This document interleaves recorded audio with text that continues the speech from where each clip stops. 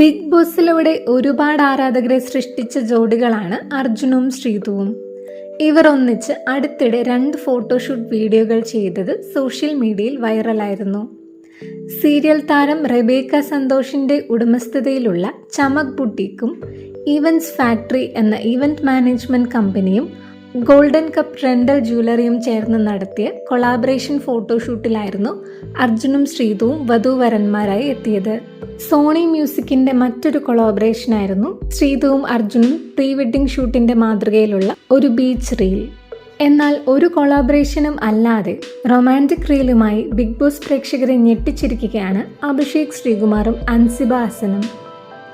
ബീച്ചിൽ romantic പാട്ടിനൊപ്പം ചുവടുവെക്കുന്ന അൻസിബയുടെയും അഭിഷേകിന്റെയും video ചുരുങ്ങിയ സമയത്തിനുള്ളിൽ 10,000-കണക്കിന് ആളുകളാണ് കണ്ടത്. ബിഗ് ബോസിന് ശേഷം ഋഷിയോടൊപ്പം അല്ലാതെ മറ്റ് ബിഗ് ബോസ് താരങ്ങളോടൊപ്പം അൻസിബയെ കണ്ടിരുന്നില്ല. എല്ലാവരും ഒത്തുചേരുന്ന മറ്റു ഫംഗ്ഷനുകൾക്കോ അൻസിബ ഉണ്ടായിരുന്നില്ല.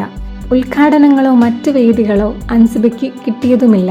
അതിനാൽ തന്നെ അഭിഷേക് ശ്രീകുമാറുമൊത്ത് അൻസിബയുടെ വീഡിയോ വന്നപ്പോൾ പ്രേക്ഷകർ ഞെട്ടലിലാണ്.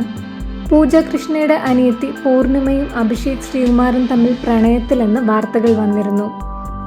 അഭിഷേക് ശ്രീകുമാറിന്റെ വലിയ ഫാനാണെന്ന് പൂർണിമ ഇതിനു മുമ്പ് പറഞ്ഞിരുന്നു. പൂജ കൃഷ്ണയും അഭിഷേക് ശ്രീകുമാറും അടുത്ത സുഹൃത്തുക്കളാണ്. പൂജയെ കാണാൻ വീട്ടിലെത്തിയ ഒരു ദിവസമായിരുന്നു പൂർണിമയും അഭിഷേകും ആദ്യമായി കണ്ടുമുട്ടുന്നത്. അതിന്റെ ഫോട്ടോസ് ഇരുവരും സോഷ്യൽ മീഡിയയിൽ ഷെയർ ചെയ്തിരുന്നു. ഇതിന് പിന്നാലെയാണ് ഇവർ പ്രണയത്തിലാണെന്ന തരത്തിൽ വ്യാജ വാർത്തകൾ പരന്നത്. എന്നാൽ അത് തെറ്റാണെന്നും താനിപ്പോൾ ഒരു റിലേഷൻഷിപ്പിന് ഒരുക്കമല്ലെന്നും പറഞ്ഞ് അഭിഷേക് രംഗത്ത് വന്നിരുന്നു.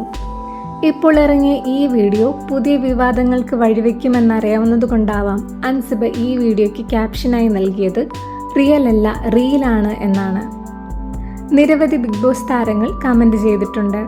ദൃശ്യം 3-ൽ വരുണായി അഭിഷേക് എത്തുമോ, ജോർജ് കുട്ടിക്ക് അടുത്ത കുഴിയെടുക്കാൻ സമയമായി എന്നിങ്ങനെ തമാശ കമന്റുകളും കൂട്ടത്തിലുണ്ട്.